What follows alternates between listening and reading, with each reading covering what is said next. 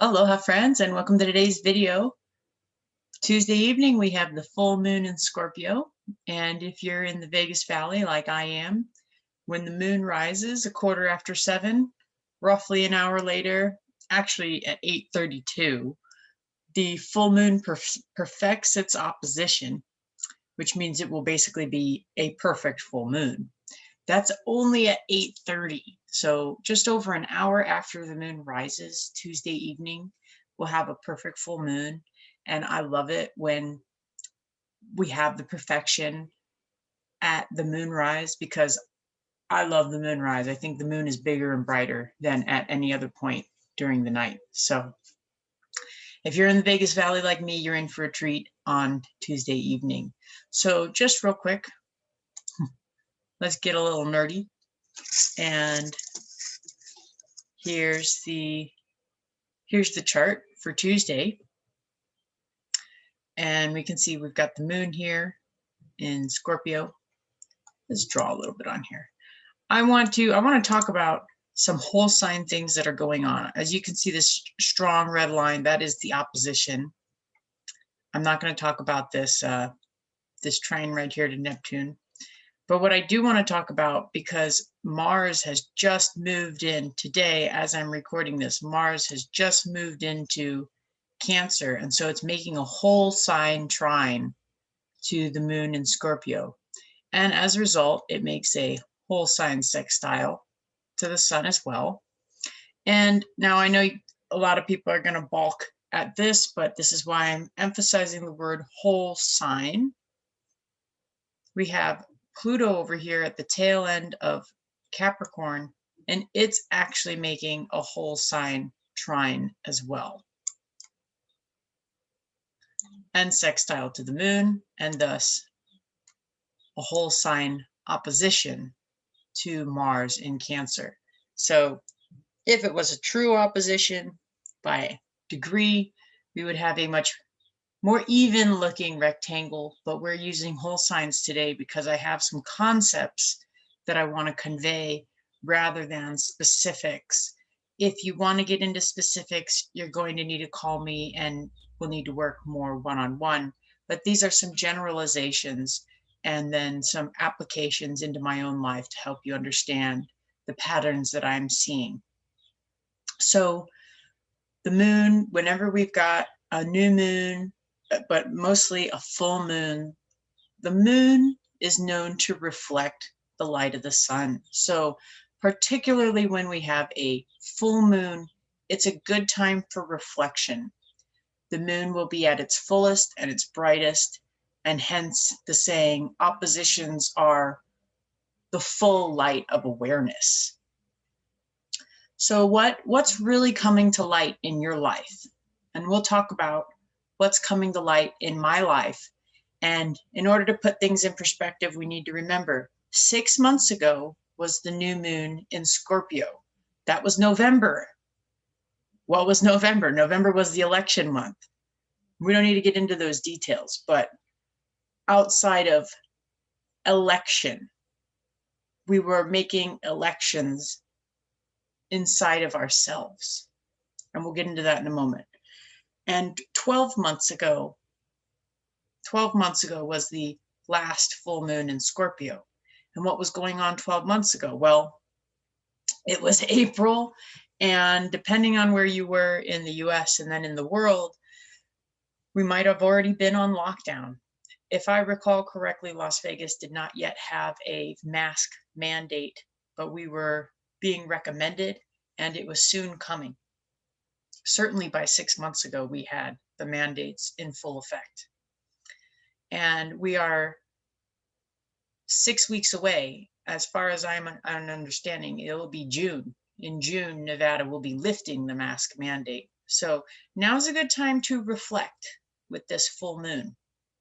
And why is masking such an important theme in this full moon? Well, Scorpio is about immersing itself in an experience. To me, Scorpio carries the energy of the bottom of the ocean. And if you're in the bottom of the ocean, you are fully immersed in that water. You might be so fully immersed you don't know where the bottom is. And that's why Taurus is such a good counterweight to the Scorpio energy, because Taurus is a strong earth sign, and it's associated with the bull, Taurus. And the bull is considered, to stick its feet in the mud, and it's stubborn. Well, David Cochran uses this wonderful example to explain Scorpio and the immersion process as skiing. If you're going to go skiing, you need to be fully immersed in what you're doing. Otherwise, you'll probably run into a tree. How Martian. Hey, hey. The traditional ruler of Scorpio is Mars.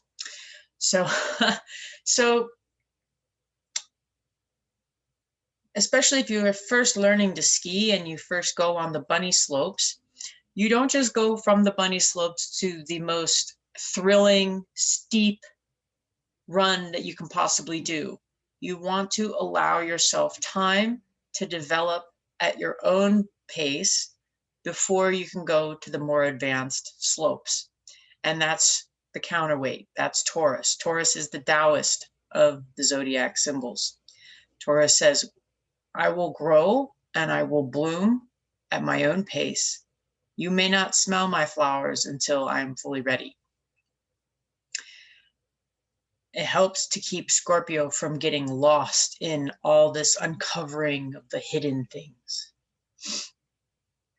So we have it making both trines and sextiles to Capricorn and Cancer. So we have Cancer, the womb water. What am I giving birth to? And then we have Capricorn. It's a really beautiful contrast, is like watching. If you look at David Cochran's work, he really talks about how the real theme that is consistent across strong Capricorn charts is more of a detached witness, which results in a role playing. Capricorn is often associated with structure, and that's fine. And I think that fits in well with the role playing, because if we detach ourselves from life in a witness kind of way, like I'm detached so that I can watch without bias, that's what Capricorn's process is trying to, not that it's perfect. None of these signs are perfect. And life isn't about being perfect. It's about learning. It's about growth. It's about experience. So the experience of Capricorn is learning to detach itself and learning to be as unbiased as it possibly can. And the result is a strong role player. The result is Capricorn can see the structure of the physical world, and it recognizes the fact that we all must play a role in order for everything to work harmoniously. And I have 5 planets in Capricorn, and I recognized as I was contemplating this that my favorite role to play is the devil's advocate. And when I recognized this within myself, I started to laugh, because the devil can often be depicted, if not with horns, goat horns, with a full-on head of a goat. And Capricorn, it's represented by the goat. Sometimes the sea goat, but that's not relevant right now. And so devil's advocate, goat. I mean, I thought that was wonderful. Also, a side note, Capricorn is also associated with the devil card number 15 in tarot. So you can just see this reoccurring theme. And what I really realized when I was looking at those signs put together, Scorpio being immersed, Capricorn trying to be detached and playing a role, Taurus making sure that things are progressing at their proper rate, and Cancer giving birth to something. Well, Capricorn really recognizes the mask thing that's been going on in the world lately. Because when we play a role, we do put on a bit of a mask. And what I've been spending the last 7 or 8 years of my life has been looking at those psychic masks, really asking myself, who am I when I'm not playing a role?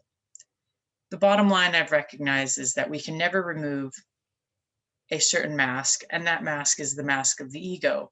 We must take on some sort of mask, some sort of ego, if we want to incarnate into a physical being. But what's important is about how easily we can take those masks on and off. How are we allowing ourselves to get so immersed in the role play that we forget who we truly are?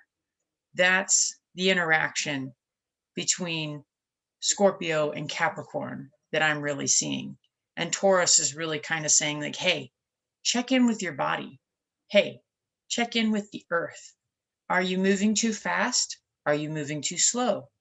What other aspects of yourself need to be honored in order to grow at an even pace that, again, honors this physical form that we must take on to be here in order to manifest and to play. Let's bring in some Mars energy. Pluto is really saying that there is a crisis in the world. Earth signs, Capricorn, Taurus, the world. Pluto's in Capricorn. There is a crisis in the world. And it abducts us. Pluto is the abductor. It's abducting us so that, and taking us into the underworld, crisis, giving us the opportunity for transformation. And it's really an ease of transformation that we have this opportunity, because the aspect between Scorpio and Capricorn is a sextile, which is an ease. So we have this opportunity to really transform. I mean, the immersive energy of Scorpio is very transformative. David Cochran's example of skiing, he says, when you ski and you allow yourself to immerse yourself in that experience, it will change you. And I like the bottom of the ocean because that's, again, how Scorpio feels to me. I know that if I were to take a submersible to the bottom of the ocean, it would change me. It would blow my mind, blast my heart open. I get to see all these fish, all these creatures. And every time we go down there, we uncover new hidden things. And it's not our normal natural place to be at the bottom of the ocean. And we always leave something behind, no matter how careful we are. So as we go down to the bottom of the ocean and become immersed, that experience changes us. And in turn, we change the world. And so we have this opportunity to really change things in our lives, in our physical lives, maybe even in our bodies. And it's up to us to act, Mars, in order to protect what we're giving birth to, Cancer. What have we learned over these last 6 months? 6 months ago was the new moon in Scorpio. And what have we learned in the last 12 months? 12 months ago was the full moon in Scorpio, the last full moon in Scorpio. 12 months ago, we did not have the mask mandate in full force. 6 months ago was election month here in America. So I know that 12 months ago, I wasn't ready to wear a mask. I had spent, as I said, years examining the psychic masks and pulling them off of myself and really getting to know who I was, or who I am, without those masks, and who I was with those masks, and asking myself if can I still be authentic even while playing a role, even while wearing a mask? And 6 months ago, I made an election within myself, and that was, yes, I can. The means justify itself. The ends don't justify the means. If you've listened to any of my 8th house anecdotes, you might get an idea that I'm not really one to think that death is the end. So if there really is no end, how can the ends justify the means when there is no end? There's a reason the zodiac wheel is a wheel. It just keeps going around. So if there's no end, then how can the end justify the means? The means justify the means. So I take a good hard look at the roles I've played in my life and the masks I've worn, and I realized it was time to wear the mask for certain things. I needed to do certain things, and wearing the mask was necessary in order to do it. Wearing the mask was the lesson in and of itself. And so here's what I've learned. And what I've learned is really underpinning the self, the more authentic self that I am slowly, Taurus, slowly going to be giving birth to, Cancer. And I'm going to protect what I have elected, protect it, Mars. So what I learned from wearing a mask is people stink. And I mean this literally. People stink. I kind of forgot how annoying, not annoying, let me use the real word. Annoying is an emotional thing. Aggravating. Aggravating is a physical thing. How aggravating perfume is to my sinuses. I'll tell you, I went on a nature retreat for a couple weeks, and I wasn't exposed to any unnatural smells for a couple weeks. And when I returned home, my roommate, all proud of herself, saying she had all these all natural perfumes, she sprayed some in front of my face, and I kid you not, it was so harsh that when I went to go blow my nose because it was just so harsh and overwhelming, I actually started to bleed. These perfumes, even those so-called natural, which I don't think they were. I ended up looking at the bottle's label, and they're definitely petroleum-based. These perfumes are very harsh on the body, Taurus, very, very harsh. And I need to protect myself. And I definitely was reminded when I started wearing a mask for certain excursions that it's really important to protect my first line of defense. I mean, the only reason I'm here is because I'm breathing, and mouth breathing is only so good. There's a reason why we have all those nose hairs, and that is to protect us so that we're not breathing in large particulate. I'm not getting into the mainstream reason about why we should wear masks.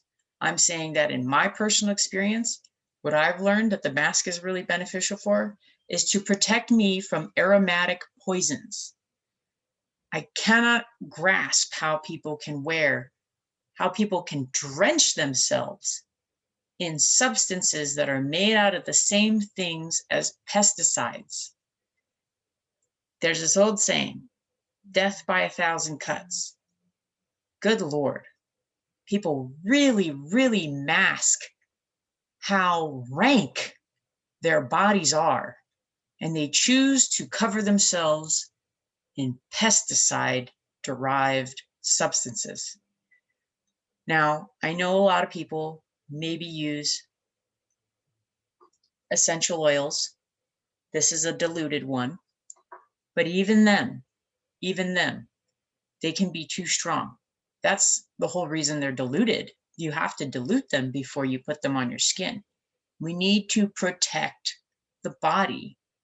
The body doesn't like certain things. And unless we honor that, there are going to be Martian consequences. Why Martian? Because Taurus is opposite Scorpio. And if Taurus is ruled by Venus. Venus wants all the nice things. So if you're used to all of those petroleum-based smells, you develop what's the word I'm looking for? You get used to it. You have a level of resistance, not resistance, that's not the word I'm looking for. The bottom line is you get used to it. You know, if you have a dog and in the beginning you become accustomed to it. So people become accustomed to all of these unnatural smells or all these petroleum-based smells, and that accustomedness, is that even a word? Is a mask in and of itself. That's why the nature retreat that I did was so beneficial, was because I was able to purge from my body all of these things that I'm just so used to. And I was able to strip myself bare. And then when I came back into the civilized world,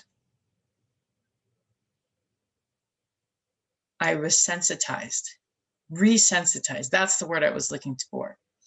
The more that we wear certain things, such as perfumes, it masks us from what's really going on. And maybe we need a mask to protect ourselves from other people's masks. It's an interesting contemplation. And I thank you for joining me on this exploration. I invite you to consider what you've been immersed in for the last 6 to 12 months. What elections deep within your soul did you make 6 months ago based on what was happening 12 months ago? What do you want to cultivate in your life going forwards? What are you ready to take action towards protecting? So enjoy the full moon on Tuesday. I'm here if you have any questions. Thank you.